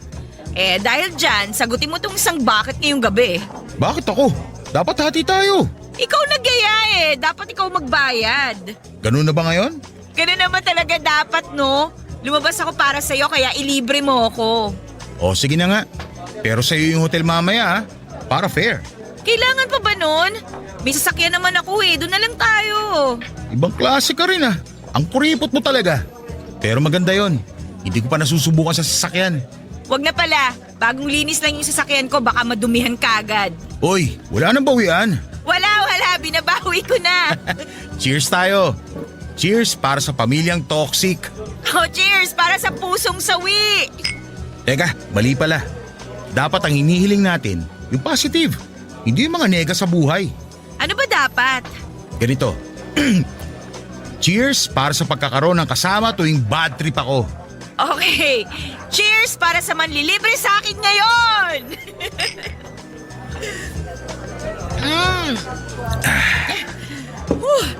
Tuloy na lang kaya natin to sa hotel. Ayaw mo na ba rito? Masyadong maingay eh. Bili na lang tayo ng maiinom sa labas tapos sa hotel na tayo uminom. Sige ba? Para diretso na rin tayo. Magkaaya ka pa kasi sa bar eh. Pwede namang rekta na. Sorry naman po. Alam ko na sa susunod. O ano, saan tayo? Sa dati ba? Try naman natin sa iba. Kabisado na nila mukha natin sa dati. Sige. May alam ako. Tara, lika na. Isang buwan na ang lumipas simula nang nakilala ko si Sienna. 2:00 noon ng madaling araw noong napansin ko si Sienna na mag-isang nakatayo sa may gilid ng stage sa bar na pinupuntahan ko. Nakahawak siya ng isang baso ng beer at tahimik na nakikinig sa kumakantang banda. Tandang-tanda ko pa ang suot niya na black dress na abot hanggang taas ng tuhod. Papunta na sa kulay na brown ang mahaba nitong buhok na hanggang balikat. Ganong klase ng babae ang mga tipo ko, Papa Dudut. Kaya nung nakita ko siya ay agad ko siyang nilapitan at nakipagkilala ako sa kanya. Ang unang pagkikita namin yon ay nauwi sa kama. Akala ko noon ay hindi na masusundan pa ang pagkikita namin. Ganon kasi karaniwan ang mga nai-encounter kong babae. Pagkatapos naming pagsaluhan ng isang mainit na gabi ay hindi na ulit kami nagkikita kahit kailan. Pero sa pagkakataong yon ay nagkita ulit kami ni Sienna sa parehong bar pagkalipas ng ilang araw. Pinagsaluhan ulit naming dalawa ang ilang bote ng beer saka namin ito tinapos sa loob ng isang hotel malapit sa amin. Nang gabing yon ay naisipan naming dalawa na maging magpartner na lamang sa kalokohan. Nagpalitan kami ng contact number at tuwing kailangan niya ng kasama ay ako ang tinatawagan niya. Ganon din ako na kapag buwisit na buwisit ako sa buhay ay tinatawagan ko siya. Simula noon ay naging fubo na kami ni Sienna, Papa Dudut. Kaming dalawa ang madalas na magkasama sa mga kalokohan para mawala ang problema naming dalawa ng mga panahong yon, Papa Dudut. Barangay Love Stories. Barangay Love Stories. Magandang babae si Sienna, Papa Dudut, pero napaka-misteryosa niyang tao. Tuwing magkasama kami ay ayaw niyang pinag-uusapan namin ang tungkol sa buhay namin. Pure business lang daw dapat ang hangad namin sa isa't isa at walang halong personalan. Gusto kasi ni Sienna na maging estranghero pa rin kami kahit na lagi namang kaming nagkikita. Katawan lang daw namin ang habol namin sa bawat isa, kaya hindi na namin kailangang mag-invest ng emosyon. No feelings involved. Yan ang rule ni Sienna sa akin, Papa Dudut. Bawal magtanong tungkol sa buhay-buhay, bawal mag-share ng personal stories at higit sa lahat ay bawal kaming ma-inlove sa isa't isa. Kaya naman kahit mahigit isang buwan na kaming nagkikita noon ay hanggang pangalan lamang ang alam ko kay Sienna. Hindi ko nga po sigurado kung totoo bang Sienna ang pangalan niya. Hindi ko alam kung saan siya nakatira, kung ano ang trabaho niya at ang mga hilig niya. Pati na rin ang birthday o maging edad niya. Sa totoo lang ay wala din naman po akong pakialam kahit na hindi ko makilala si Sienna ng lubusan. Hindi rin naman po ako interesado sa kanya noon dahil wala din naman akong planong pumasok sa isang relasyon na kasama siya. Kaya agree din po ako sa kanya na kailangan naming gawin ang mga bagay na yon. Tuwing nagkikita kami wala itong halong feelings. Pero noon yon, Papa Dudut. Dahil kalaunan ay nagbago ang lahat. Nung bigla na lamang nag-open sa akin si Sienna tungkol sa problema niya sa buhay niya, Papa Dudut.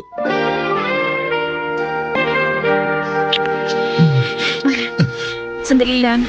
Bakit? Wala talaga ako sa mood ngayon eh. May problema ba? Pwede bang pass muna tayo ngayon? Bakit naman? Tagal nating di nagkita eh. Excited pa naman ako makita ka. Ay, ang dami ko kasing iniisip ngayon eh. Eh di sana hindi ka na lang nagpunta kung ayaw mo pala. Anong gagawin natin ngayon dito? Umuwi na lang tayo. Pasensya na talaga ha. Dali lang. Uwi agad? May problema ba? Sabihin mo na, baka makatulong ako. Wala. Akin lang yun. Hindi mo na kailangan malaman kung ano yung pinagdadaanan ko ngayon. Alam kong eto lang ang meron tayo ngayon. Pero pwede naman magkwento eh. Marami na tayong pinagsamahan, kaya wala nang kaso sa akin yun. Di ba nga, ang rule natin, bawal magkwento tungkol sa personal na buhay? Lahat ng rule may exception. Kung problemado ka talaga, gawin natin exception tong araw na to. Sige na, nandito ako bilang kaibigan mo. Tungkol saan ba yung iniisip mo? Tungkol sa ex ko. Oh, ano meron sa kanya? Gusto na niya makipagbalikan sa akin. Ganun ba? Eh anong problema dun? Ayaw mo na sa kanya? Gusto ko ring makipagbalikan sa kanya. Pero Pero mawawala yung point ko kung binalikan ko siya lalo na kung wala naman siyang ipinagbago. Ano bang rason ng hiwalayan nyo? Marami siyang issues eh. Sa sarili niya, sa pamilya, sa lahat ng bagay. Kaya kami naghiwalay kasi nadadamay ako sa kanigahan niya. Tuwing may problema siya, pati ako nahihirapan. Ganun naman talaga dapat, di ba? Nagtutulungan kayo sa mga problema nyo? Pero masyado nang malala yung issues niya eh. Alam mo yun, yung imbis na ma-enjoy namin yung moment naming dalawa, lagi na lang niyang nasisira dahil sa ugali niya. Napakaliit niyang tao pero ang daming bitbit na problema ng babaeng yun. Teka, babae? Oh, Dwight, may girlfriend ako. Ex-girlfriend. You mean, Bisexual ako. Pareho akong nagkakagusto sa babae at sa lalaki. Romantically attracted ako sa mga babae pero sexually mas gusto ko sa lalaki. teka. Oh, ngayon ko lang nalaman yan ah. Oh, ngayon alam mo na. Ngayon, alam ko na nga.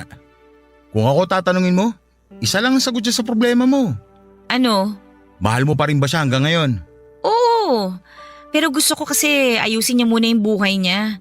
Hindi ko trabaho bilang girlfriend ang umayos ng buhay ng isang taong madaming pasang problema. Kung gusto niya makipagbalikan sa akin, ayusin na muna niya yung sarili niya. Di sabihin mo sa kanya yan. Malay natin, yan ang maging rason para magbago na yung tao. Sana nga. Ganun lang naman kasimple yun eh. Pag-usapan yung lahat. Kung wala magbabago, di wala magkakabalikan. Oo, alam ko na yan. Yun naman pala eh. O ikaw naman. Anong ako naman? Di ba problemado ka rin sa pamilya mo? Ikaw naman magkwento para fair. Usual na toxic family lang naman yung pinagdadaanan ko. Isang pamilya na sa akin lahat nakaasa. Lalo na yung kapatid kong bunso. Puro problema na lang ang dala sa akin. Baka naman maging siya, marami ding problema, kaya ganun. Parang pareho lang din naman pala tayo ng pinagdadaanan eh. Ibabalik ko sa iyo yung sinabi mo. Kausapin mo yung kapatid mo. Alamin mo kung saan nanggagaling yung mga problema niya. Baka yun ang solusyon sa pinagdadaanan mo ngayon. Malabo na mangyari yun. Try mo lang. Okay, sige. Subukan ko siyang kausapin. Ikaw din. Kausapin mo rin yung ex mo. Sabihin mo sa kanya lahat ng ayaw at gusto mo para alam niya ginagawa niya. Okay, try ko. Ano? Pwede na ba natin ituloy yung ginagawa natin? Pass pa rin. Inom na lang tayo. Libre ko. Daya naman. Sa unang pagkakataon ay nasilip ko ang mundo ng babaeng gabi-gabi kong nakakasama. Ang dating black and white na pagtingin ko kay Sienna ay biglang nabigyan ng kulay.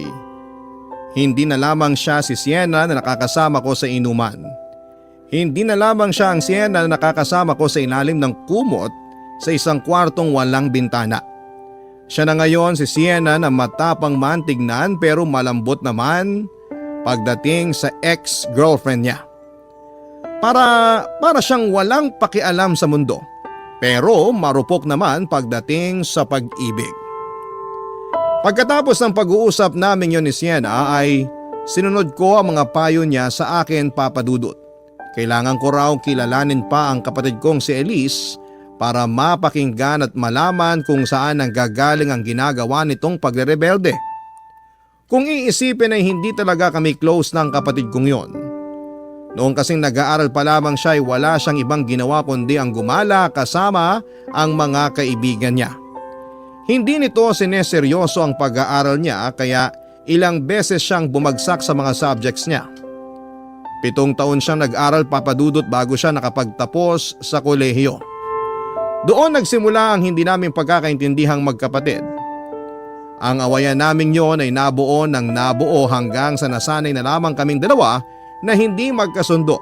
Kaya naman noong naabutan ko si Elise sa bahay isang gabi ay kinausap ko siya ng masinsinan.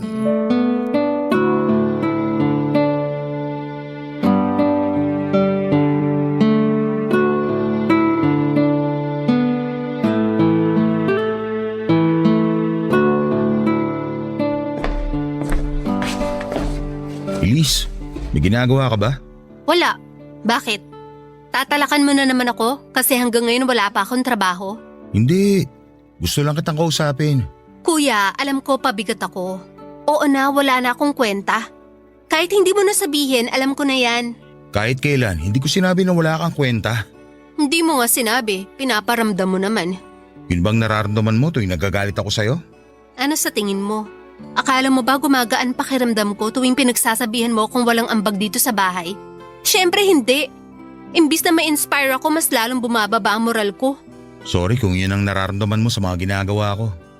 Hindi ko naman gusto mangyari yun eh. Ang gusto ko lang, magkaroon ka ng maayos na buhay. Sinong tao naman ang may ayaw magkaroon ng maayos na buhay, ha, kuya? Siyempre ako rin. Gusto ko mangyari yun sa buhay ko. Kung ganun, bakit hindi mo gawin? Bakit hindi mo simulan?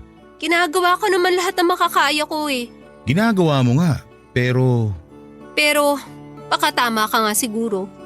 Baka wala talaga akong kwenta, kaya hanggang ngayon ganito pa rin ang buhay ko. Sa tingin mo, ano yung problema? Ano yung mga rason bakit hindi ka makausad? Sabihin mo sa akin, Elise, para matulungan kita. Hindi ko alam. Sa totoo lang, hirap na hirap akong harapin kung ano ba ang purpose ko sa mundong to eh. Hindi ko alam kung anong gusto ko, kung ano ba dapat ang maging future ko, kung ano ba yung mga bagay na gusto ko makuha sa buhay. Hindi ko pa alam, kuya. Naiintindihan kita. Ganyan din ako noon. Talaga ba? Parang hindi naman. Ako kasi, laging nadadala sa pressure. Parang palagi na lang na may kailangan akong tapusin. Kailangan kong graduate, kailangan kong magkatrabaho, kailangan kong makatulong. Dapat makasabay ako sa takbo ng buhay kahit na sobrang hirap humabol. Kasi ganoon naman talaga ang katotohanan. Kailangan nating sumabay. Kasi kung hindi natin gagawin yun, wala mangyayari sa buhay natin. Kaya nga ako sobrang pressured. Sobrang hirap huminga kasi feeling ko wala akong oras para gawin yun. Pilit akong hinihila ng mga responsibilidad ko sa buhay sa puntong hindi ko na kayang tumayo sa sarili ko. Kaya nagpapahila na lang ako. Bahala na kung saan ako dalhin. Lahat naman tayo nagpapahila lang eh. Pero dapat, ipakita mo sa sarili mo na kahit sobrang huli ka na, kaya mo pa rin humabol. Ako rin naman, bata pa lang. Na-pressure na ako sa mga responsibilidad na yan. Hindi naman sa nagre-reklamo ko. Gusto ko rin naman makatulong. Pero yun nga, tao lang din ako. Napapagod din. Mahirap kasi tayo at dahil mahirap tayo, wala tayong oras para tumigil at pag-isipan kung ano yung plano natin sa buhay. Yun yung hindi ko magawa, kuya. Hindi ko magawang mag-isip kung ano ba dapat ang kailangan kong gawin kasi araw-araw binabagabag ako ng utak ko. Matanda na ako na dapat may ginagawa na ako hindi lang para sa sarili ko kundi para sa pamilya natin. Nahihiya ako sa iyo kasi wala pa akong naibabalik. Nahihiya ako dahil hanggang ngayon, ganito pa rin ako. Isang babaeng walang direksyon ng buhay. Hindi mo naman kailangan magbalik eh. Ang kailangan mo lang gawin, huwag sayangin yung mga oportunidad na dumating sa'yo. Yung mga tulong na naibigay sa'yo, gamitin mo para sa sarili mo. Mahirap, oo. Pero kakayanin naman natin yan eh. Lalo na kapag desidido talaga tayo sa mga hangarin natin. Pero di bali, hindi kita mamadaliin.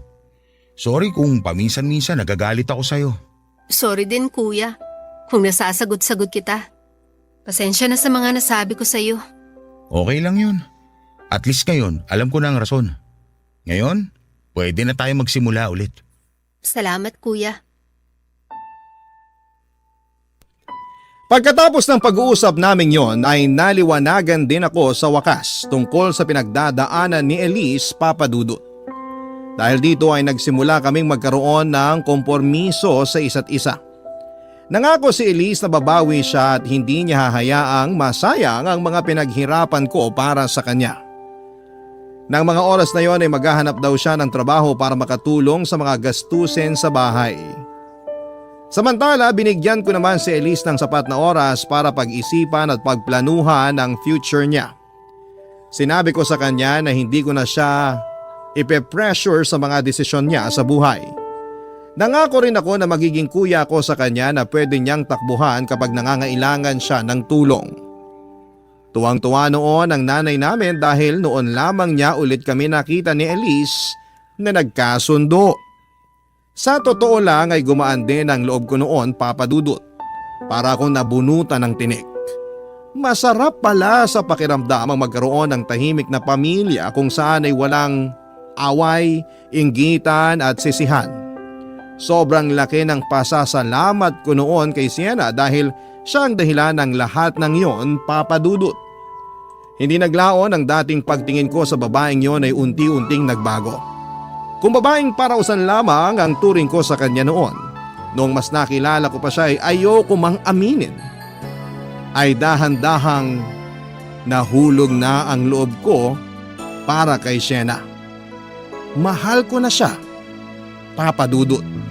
Barangay Love Stories. Barangay Love Stories. Papa Dudut, iba pala ang pakiramdam kapag wala kang taong kaaway. Malaking bagay para sa akin na nagkabati na kami ng kapatid ko at sa sobrang saya ko ay in-invite ko si Sienna na kumain sa labas. Alam kong bawal yon sa aming dalawa dahil sakalang kami nagkikita kapag gusto naming magpalabas ng init ng katawan. Pero sa pagkakataong yon ay sobrang thankful lamang talaga ako sa kanya, kaya gusto ko siyang i-treat sa labas. Nung una ay ayaw pa sana ni Sienna na makipagkita sa akin. Karaniwang sa bar lang kasi kami nagkikita tuwing gabi dahil walang masyadong tao. Pero dahil may gusto rin daw na ipagpasalamat sa akin si Sienna, kung kaya naisip niyang makipagkita na rin. Ganon pa man ay nilinaw niyang friendly date lang ang nangyari. Kaya hindi dapat namin yon bigyan ng mali siya. Noong time na yon ay naisip ko na gusto ko pang kilalanin si Sienna ng mas mabuti. Hindi ko kasi na-imagine na may soft side din pala siya na tinatago. Simula nung nag-usap kami ng gabing yon ay naiba na ang pananaw ko sa kanya. Para bang na-touch ako sa mga nangyari. Naisip ko na baka nakabuo na siya ng tiwala sa akin. Kaya niya nagawang mag-open ang kanyang saloobin at gusto kong palawakin pa ang relasyon naming yon. Sa loob-loob ko ay parang gusto ko na siyang i-pursue noon, Papa Dudut. Kahit na alam kong ayaw niyang makipagrelasyon sa lalaki, ay sinubukan ko pa rin ang swerte ko at nagtapat ako ng nararamdaman ko para sa kanya.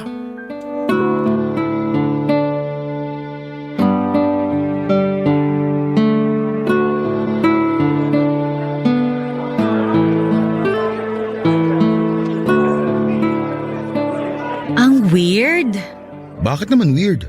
First time lang kasi nating magkita ng may araw pa. Tuwing nagkikita tayo gabi na, 'di ba? Ngayon lang tayo lumabas ng ganitong oras, ha? Oo nga, no? Ngayon lang din tayo nagkita na walang ibang plano kundi kumain lang at hindi alak ang iniinom natin. Kakaiba kasi itong setup natin eh. Pero ang mahalaga, nag-grow na yung pagsasama natin.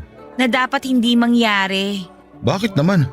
Di ba nga, kaya nga may rule tayo na bawal tayo mag-open para hindi na ma-develop tong samahan natin. Pang-aliw lang tayo sa isa't isa. Pagpatanggal ng init ng katawan. Iniiwasan ko talaga na magkaroon tayo ng attachment kasi nga hindi maganda kapag nangyari yun. Bakit kasi ayaw mo mangyari yun? Eh kasi ayoko. Magiging problema yan kapag nagkataon. Paano mo naman nasabi? Kasi ayoko ma-fall sa'yo. Bakit naman ayaw mo? Good catch naman ako ah. Hindi pwede kasi nagkabalikan na kami ng ex ko. Talaga? Nagkabalikan na kayo? Oo. Yun din naman ang rason kung bakit ako pumayag na makipagkita sa'yo ngayon. Kasi ito na yung magiging huli nating pagkikita. Bakit naman? Siyempre, hindi na ako single, no? Nung nagkikita tayo, broken ako, single, walang kasama sa buhay. O ngayon nagkabalikan na kami ng girlfriend ko, hindi na ako makikipagkita pa sa'yo. Hindi ako cheater, yun din ang rason kung bakit ayoko magkaroon tayo ng attachment sa isa't isa para madali tayong maghiwalay. Nakakalungkot naman. Mamimiss kita. Bakit naman? Marami pa namang ibang babae dyan eh. Babalik ka lang naman sa dati mong gawi. Ikaw na yung gusto ko eh. Huwag mo sabihin. Sabihin ano, na nahulog na ako sa'yo? Paano kung oo? Dwight! Alam ko hindi dapat ito mangyari, pero huli na. May nararamdaman na ako eh. Mas lalo na nung gabing ibinahagi mo sa akin yung buhay mo. Tsaka sobrang laki din ang naitulong mo sa problema namin ng kapatid ko. Yan na nga ba yung sinasabi ko eh. Paulit-ulit kong pinapaalala sa'yo na dapat walang feelings involved sa kung ano man ang meron tayo. Huwag akong sisihin mo. Sisihin mo puso ko. Ikaw yung pinili eh. Sorry, pero hindi talaga magiging tayo.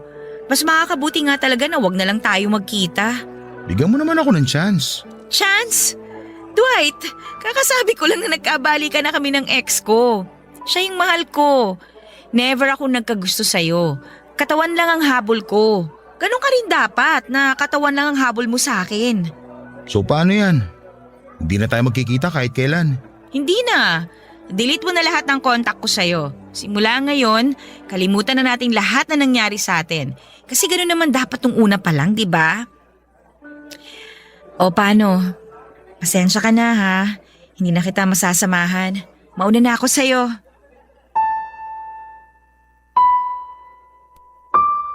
Nalungkot ako papadudot sa pagkakahiwalay namin ni Sienna. Kung kailan kasi unti-unti nang nade-develop ang feelings ko sa kanya ay saka naman niya winakasan ang pagsasama naming dalawa.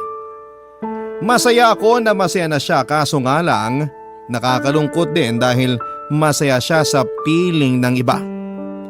Wala naman po akong ibang choice kundi ang sumunod sa gusto nito. Kung ayaw na niyang ituloy ang ginagawa namin ay wala na akong magagawa pa doon. Pagkatapos ng date namin yon ay nagpaalam na kami sa isa't isa at hindi na nagkita pang muli. Never na niya akong kinontak noon at kahit na gustong gusto ko siyang tawagan at i-text ay hindi ko ito ginawa dahil alam ko namang may karelasyon na siya at ayaw kong makasira ng maayos na relasyon. Masaya pa rin naman ako papadudot dahil nakatulong ako sa love life ni Sienna. Masaya din ako dahil bago kami nagkahiwalay ay malaki rin ang naitulong niya sa akin sa problema namin ni Elise. Dahil naayos na ang family problem namin sa bahay ay tumigil na rin ako noon sa dati kong mga gawain. Umiinom pa rin naman ako paminsan-minsan para mag-unwind pero hindi na po ako ng bababae. Unti-unting inayos ni Elise ang buhay niya. Nakahanap siya ng matinong trabaho na na-enjoy niya at masaya ako para sa kanya. For the first time ay nagkaroon kami ng Pasko na tahimik, masaya at punong-puno ng pasasalamat.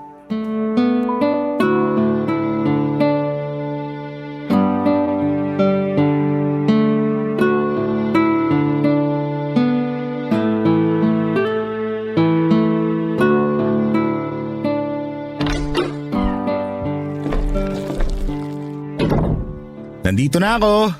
Uy, sakto kuya. Nabili mo ba yung pinapabili ko? Oo, kumuha ko ng 2 manggang hinog.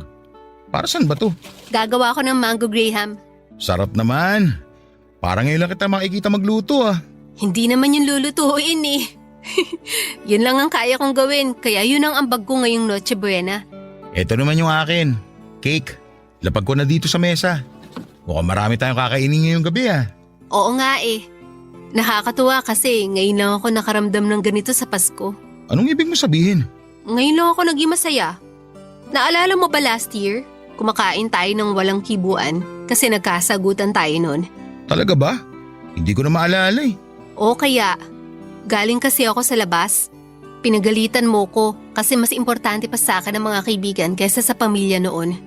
Pero ngayon nagbago na ako. Priority ko na ang pamilya natin. Nakakatuwa naman kung ganun.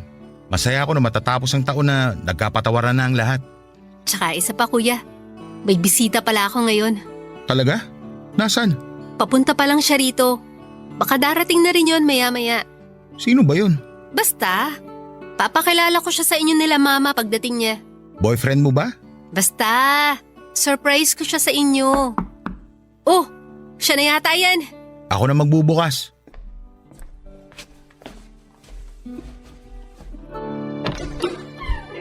Oh, Sienna? Dwight? Anong... Kanina pa kita hinihintay. Halika, pumasok ka. Salamat. Ito pala yung kuya ko, si Kuya Dwight. Dito siya sa atin magno-Noche Buena. Pinaalam ko na kay nanay. Talaga? Hi, Sienna. Merry Christmas. Merry Christmas din. Kuya, may aaminin ako sa'yo. Ha? Ano? Ano yung sinabi mo? Ang sabi ko may aaminin ako. Gusto ko na sa'yo ko muna unang sabihin ng lahat bago ko to i-announce mamaya. Baka kasi hindi matanggap ni nanay yung surprise ko. Mas maganda na may backup ako. Sige, ano ba yung aaminin mo? Gusto kong ipaalam sa'yo ang totoo, kuya. Nagkakagusto ako sa babae. Siya ang girlfriend ko. Ha? Si Sienna? Girlfriend mo ang kapatid ko? Oo, siya nga. Siya yung girlfriend ko. Sorry kuya kung nagulat ka ha.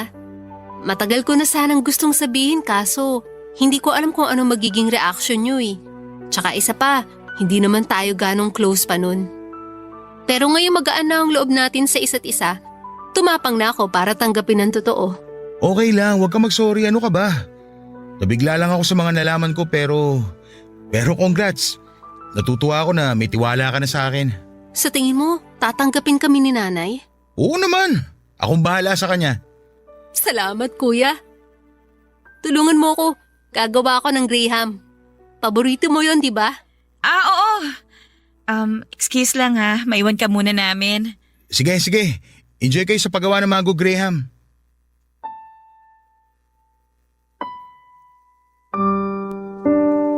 Sobrang laki ng gulat ko sa mga nalaman kong revelasyon ng kapatid ko, Papa Dudut.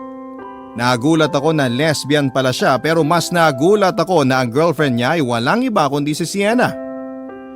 Hindi ko alam na ang dating ex pala na tinutukoy noon ni Sienna ay walang iba kundi ang kapatid ko. Proud ako sa kapatid ko, Papa Dudut, dahil sa wakas ay nakahanap siya ng tapang para aminin sa akin at sa buong pamilya namin ang totoo niyang kasarian. Tinanggap namin siya, pati na rin si Sienna. Noong nagkaroon kami ng oras ni Sienna na mag-usap na dalawa ay pinakiusapan niya ako na kung maaari ay huwag ko na raw sabihin sa kapatid ko ang namagitan sa amin, Papa Dudut. Nangyayari na lamang yon dahil na heartbroken siya kay Elise, Papa Dudut. Pero agad din naman niyang tinapos kung anong meron kami nung nagkabalikan silang dalawa. Ayaw ko rin naman pong sirain ang Noche Buena namin, kaya hindi na ako nagsalita pa at ayaw ko ring masira ang pagsasama nilang dalawa. At dahil baka bumalik kami sa dati ni Elise kapag nangyari yon. Ang sekreto namin ni Sienna ay nanatiling sekreto hanggang sa ngayon, Papa Dudut. Suportado ko ang naging relasyon nila ni Sienna at Elise. Minsan ay may mga awkward moments nga lang tuwing nagkikita kaming dalawa ni Sienna dahil mahirap itago na magkakilala na kaming dalawa. Isa pa ay nagkaroon ako ng kaunting feelings sa kanya noon. Pero nadisiplina ko naman po ang sarili ko. Gusto kong maging mabuting kapatid kay Elise, kaya naman kung ano man ang nangyari sa pagitan namin ni Sienna noon ay kinalimutan ko na lamang, Papa Dudut. Hanggang sa ngayon ay going stronger pa rin silang dalawa. Sa kabilang banda naman ay naghahanap na rin po ako ng babae na willing na tanggapin ang commitment na ino-offer ko sa ngayon. Tapos na po kasi ako sa stage ng pagiging binata at sa tingin ko ay oras na rin po siguro na bumuo ako ng sarili kong pamilya. Ito po ang kwento ko, Papa Dudut. Maraming salamat sa pagpili ng aking sulat. Mabuhay po kayo ang Barangay Love Stories, lalong-lalo na ang Barangay LS. Ang inyong forever kapuso at kabarangay, Dwight. Ang buhay ay maiwaga, laging may lungkot at saya. Sa Papa Dudut Stories, laging may karamay ka. Mga problemang kaibigan, dito ay pakikinggan ka. Sa Papa Dudut Stories, kami ay iyong kasama. Dito sa Papa Dudut Stories, ikaw ay hindi nag-iisa.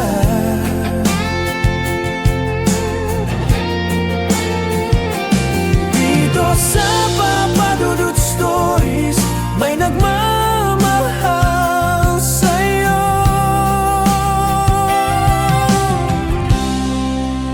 Papa Dudut Stories, Papa Dudut Stories, Papa Dudut Stories.